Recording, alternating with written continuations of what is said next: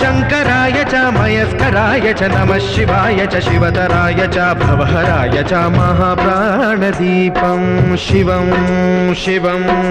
भजे मञ्जुनाथं शिवं शिवं अद्वैतभास्करम् अर्धनारीश्वरं त्रिदशहृदयङ्गमं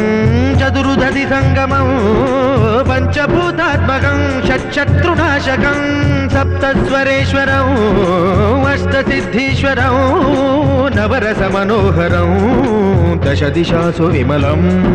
मेकादशोज्ज्वलं मेकनाथेश्वरं